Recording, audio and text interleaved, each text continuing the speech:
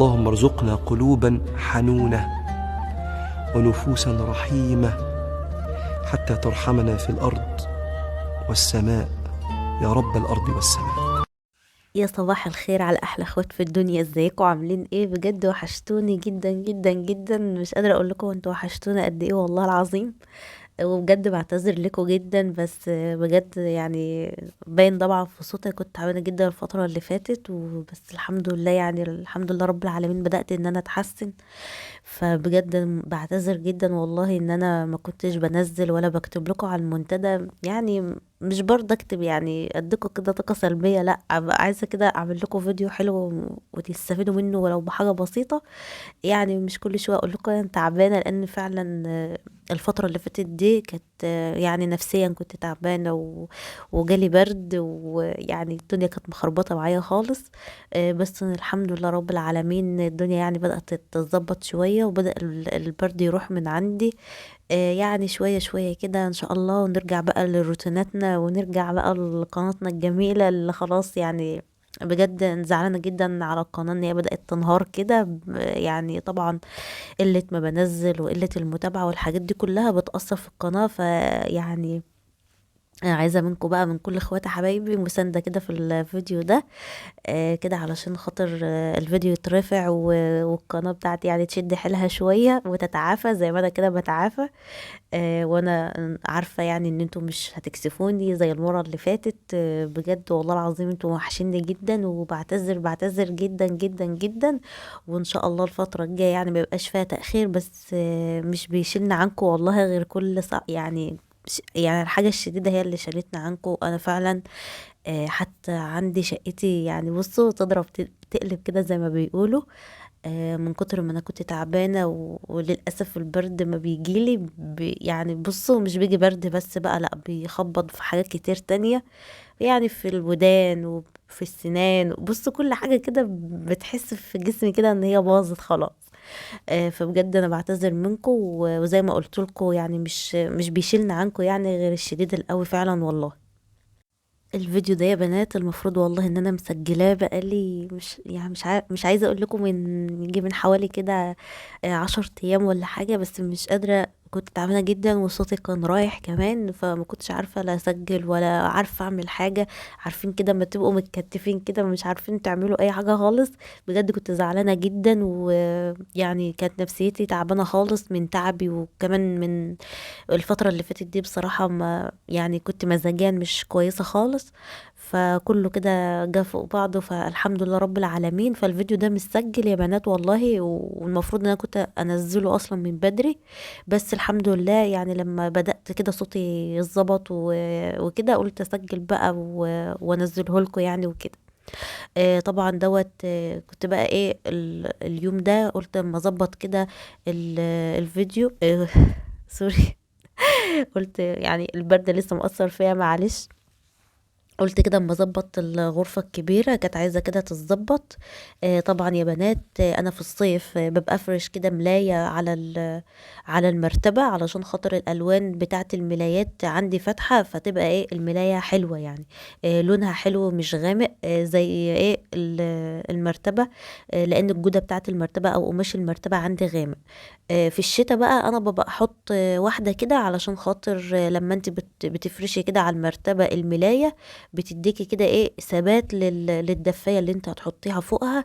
بتخلي لك كده الدفاية ثابتة وما بتتنكش وكده وبتبقى مش حلوة، لا بتديكي بقى ثبات كده، وبتديكي كمان ان الدفاية بتاعتك كده تبقى زي المسطرة كده على السرير. خاصة لو انت سريرك كده زي المراتب بتاعته يعني قطن مش جاهزة. بجد الموضوع ده هيفرق معاكي جدا. يعني انا بعمل كده في المراتب الكبيرة بتاعتي والمراتب الصغيرة بتاعتي الولاد. ما شاء الله المرتبة بتاعتي بتبقى ايه بتبقى ثابته كده وبتفضل ثابته، وكمان بتبقى مسطره كده ما بتتنكش ولا اي حاجه خالص ولا بتتلم يعني اثناء النوم ولا اي حاجه خالص. جربي كده بقى وقولي لي. بدأت كده ان انا يا بنات اظبط السرير. انا انا في الاول خالص كنت سايبه الاوضه طبعا تتهوى، وعملت كده الشباك ده على السريع. طبعا زي ما انتوا عارفين يا بنات، انا الشباك ده دايما يعني ايه مقفول، يعني مش بفتحه كتير. يعني هو مثلا الضلفه اللي هي جنب السرير دي بس اللي ممكن افتحها كده شويه الصبح بتهوي السرير، وبعد كده بقفلها، لان هي يعني شايفة يعني البوابة بتاعت المكان اللي أنا فيه.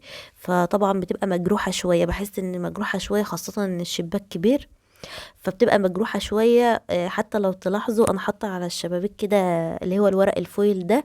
كنت اول يا بنات ما سكنت في الشقه دي، كنت مش بعرف انام خالص من كتر الاضاءه. اول ما الشمس الصبح تلاقي بصوا الدنيا بتتملى نور، يعني مش ما كنتش ببقى عارفه انام خالص.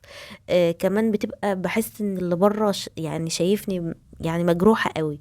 لان البلاك الاسباني ده اللي هو القماش مش الجلد، اللي هو الجلد اسمه امريكاني زي اللي عندي في الصالة، انما اللي انا عاملاه جوه في الاوض ده بلاك، اسمه بلاك اسباني. بس بصراحة نسبة الحجب بتاعته بتبقى 70%، يعني مهما يكون مش بيشلك ايه الإضاءة قوي. مش زي اللي هو الجلد اللي هو الأمريكان اللي أنا عاملاه في الصالة، ده بيحجب 100%، إنما ده بيحجب 70% بس. فعشان خاطر كده تلاقوني حاطة اللي هو الورق الفويل ده، كانت أختي يعني قالت لي عليه. انا ما كنتش عايزه الزق حاجه وتفضل ثابته، لا كنت عايزه حاجه كده ايه تبقى ممكن اشيلها لو انا حابه، او اركبها وقت ما انا عايزه، مش زي اللي هي في غرفه الولاد. خلاص هو اتلزق، ما بقيتش عارفه اشيله تاني علشان خاطر مكانه مش هيتظبط. بس فقمت حاطه بقى الورق الفويل ده، فهو اللي بقى بدأ يحجب لي يعني الضوء كده. طبعا خلصت الغرفة ومسحتها كده وظبطتها وخليتها زي الفل وايه، وقلت بقى اما اروح على المطبخ، كنت عايزة اعمل اليوم ده غدا سريع. عشان خاطر ده كنت نازلة اجيب المشتريات البيت يعني وكده. انتوا عارفين ان انا بقيت اجيب مشترياتي كل اسبوعين. ف... فده كان المفروض اللي هو يعني تاني اسبوعين من الشهر، يعني المفروض ان انا نازلة ولسه بنزل لكم الفيديو ده. فقلت كده اعمل غدا سريع. كنت عندي صدر فرخه كده، قلت اما اعمله كده مكرونه، طاجن مكرونه كده في الفرن على السريع. انا هنا يا بنات حطيت بهارات فراخ، حطيت بصل بودر وتوم بودر وملح وفلفل طبعا، وحطيت كده رشه من صوص الباربيكيو. وكمان حطيت شويه كده من اللي هو الحبهان المطحون واللورا المطحون والجنزبيل المطحون، وبضربهم كده في الكبه، وبحط معاهم كده ايه حوالي قطعتين من الدهن اللي هو الجاموسي، اللي بيديها طراوه كده، ومش بيخلي صدور الفراخ اللي هي بطبيعتها اصلا بتبقى ناشفه شويه. فاللي هو الدهن ده بيخليها بتكون طريه معاكي يعني وحلوه كده. طبعا ضربتها كويس، وبعد كده حطيتها كده تشمع في التلاجة شوية، وبعد كده خرجتها وبدأت ان انا اعملها كور كده زي ما انتوا شايفين. طبعا اعملي الكور بالحجم اللي انت عايزاه. هبدأ كده احط كده مكعب زبدة في الطاسة، وابدأ ان انا اديها تشويحة حلوة كده من على الجنبين، عشان تاخد كده ايه لون وتحمر معايا. طبعا يا بنات اهم حاجه بس لما تيجي تنزلي الكور دي في الطاسه، لازم الطاسه تبقى سخنه قوي، علشان خاطر ايه ما تنزلش ميتها وتنشف منك وما تبقاش حلوه يعني. كنت مقطعه كده بصل جوانح وحط شوحتها معاها شويه، وبعد كده حطيت حوالي معلقه كبيره كده من صوص الباربيكيو عشان تكرمل كده البصله وتديها كده طعم الكرمله، ورشيت رشه من الملح، وبعد كده غطيتها وسبتها ايه ان هي تستوي بقى. تعالوا بقى نعمل بقى صوص البشاميل او الصوص الابيض بتاعنا. حطيت كده مكعبين من الزبده، وعليهم كده معلقه كبيره كده من الدقيق، وبحط معلقه صغيره من الثوم المفروم ومرقه. مش عايزه مرقه ما تحطهاش، بس بصراحه هي بتدي كده ايه تست حلو. وحطيت كده حوالي كوبايه ونص من اللبن، وعليهم الكوبايه دي من الميه اللي انا سالقه فيها المكرونه. ان شاء الله اعمل لكم يا بنات المكرونه البشاميل من غير لبن، هتعجبكم جدا. نزلت كده بمعلقتين كبار من اللبن البودر، و مكعب كده من الجبنة المثلثات، بتدي تيست حلو، ورشة فلفل ورشة ملح ورشة من جوز الطيب. جوزة الطيب ممكن حد يقول لي ان هي حرام وكده، لا جوزة الطيب يا بنات يعني بتحطي منها رشة كده مش حرام، انما لو انت استخدمتيها بكميات كبيرة لدرجة ان هي بتعمل اللي هي بتسكر او بتعمل يعني الخمول ده، كده تبقى حرام. بس مادام خلاص مش بتأثر على الوعي ولا بتأثر على العقل، فكده خلاص. يعني دار الإفتاء المفروض ان هي كانت مطلعة يعني إفتاء بكده يعني، والله أعلم. فبس فانا بحط رشه بسيطه بس كده بتدي تيست حلو. بعد كده بقى جبت المكرونه بتاعتي وظبطت كده الصوص الابيض ده عليها كده شويه من تحت وعلى المكرونه، وبعد كده حطيت الكور وحطيت باقي الصوص ورشه كده من الجبن على الوش. عايزه اقول لكم بقى الطاجن ده خطير قوي، جربوه ان شاء الله هيعجبكم جدا. غدا سريع كده جنب شويه بقى بطاطس مقليه، جنب شويه كده اللي هو البصل بقى اللي بالسماق والليمون. عايزه اقول لكم يعني بتبقى حاجه حلوه قوي، الولاد حتى الصغيرين بيحبوها قوي. كنت طبعا خلصت الغدا ونزلت كده جبت شويه مشتريات للبيت. عايزه اقول لكم كارفور كان عامل عروض حلوه قوي على المكرونه، فانا بصراحه استغلت كده الفرصه وجبت المكرونه الايطاليانو دي. فكانت الكيس يا بنات اللي هو الكيلو يعني ايه هو يرمي معاكي اكتر عن ما بتجيبي اكياس. الكيس بيبقى 400 جرام، انما الكيس الكبير ده بيبقى كبير، يعني بيبقى الكيلو كيلو يعني مش 800 جرام. طبعا وكنت عايزة كده اللي هو البرغل ده، يعني انا بعمل بالكفتة، عملتها معاكم قبل كده ونعملها مع بعض ان شاء الله، بيبقى حلو وعملي. فانا مش بحب اجيب السايب يا بنات، بحب اجيبه الضحى. السايب بخاف بصراحة اجيبه لا يكون فيه يعني اي حاجة اللي هي بيبقى فيه كده يعني شوائب وحاجات وزلط وكلام من ده. فبصراحة البرغل لازم بجيبه الضحى، كيس كده مقفول، مجربة كذا مرة وما شاء الله حلوة قوي.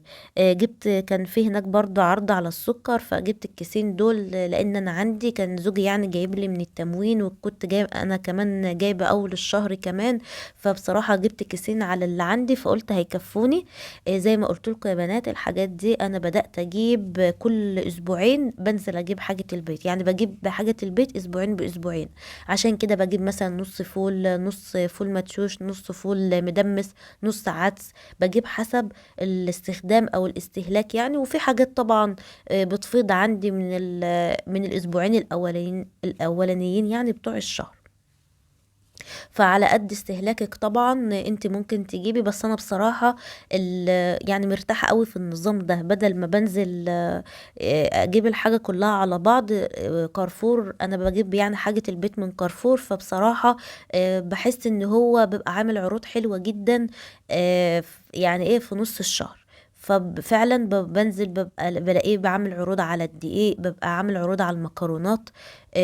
بصراحة مكرونة ايطاليانو كان عامل عليها عرض كويس، فعشان كده كترت منها. وطبعا مش هستهلك طبعا الكيلوات دي كلها في الاسبوعين، لا هتقعد معايا كمان لأول الشهر كمان للشهر الجديد. فبصراحة جبتهم فرصة، قلت عليهم عرض حلو، فعشان كده يعني ايه جبتهم.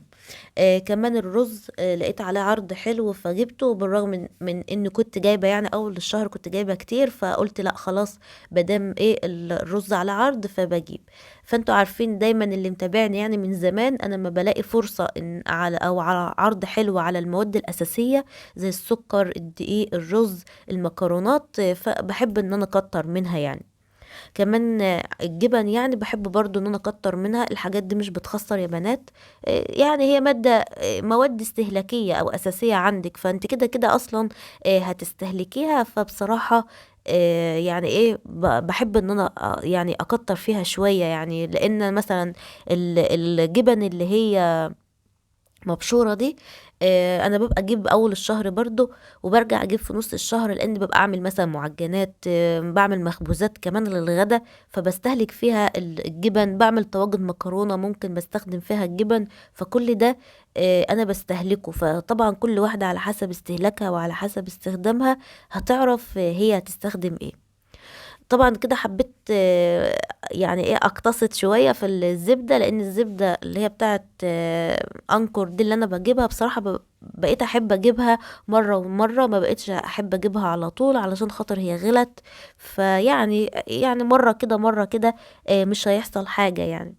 حبيت فكرة الإزازة دي، أنا استخدمتها قبل كده، بس بصراحة كريستال ما كانوش بينزلوها خالص الفترة اللي فاتت، ما كنتش بلاقيها في كارفور أبدا.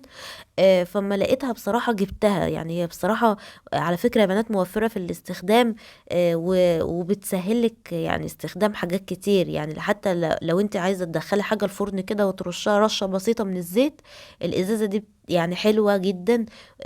كمان لما تيجي تعملي الكيك ولا حاجة، ويعني بتدهني مثلا الصينية، او بتدهني حاجة تحت قرص، تحت اي حاجة، بتديكي يعني برضو نتيجة حلوة واقتصادية في الاستخدام.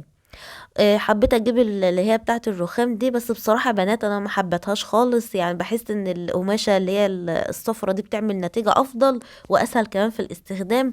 جبت المنظم ده لتحت الحوض برضو. قلت اجيبه كده ارصص فيه الحاجات اللي هي تحت الحوض، وكنت عايزه كده ورق فويل برضو جبته. والمناديل دي يا بنات حلوه جدا، نوعها كويس، ومع ان سعرها يعني 17 جنيه على 500 منديل، حلوه جدا. وكانوا عاملين برضو عرض حلو على الاوكسي فجبته. لان انا بجيب 2.5 في اول الشهر، وساعات اخر الشهر بجيب كمان 2.5، وطبعا معاه الصابون. وده يا بنات كان الفيديو بتاعي النهاردة، فيديو مشتريات، فيديو تنظيف، فيديو الطبخ. عملنا غدا حلو مع بعض. اتمنى كده تدعموني باللايك، ولو انت جديدة معايا وعجبك القناة وعجبك المحتوى، اتمنى تكوني اخت كده من اخواتي وتنورني في القناة، واشوفكم ان شاء الله في الفيديو الجاي، والسلام عليكم.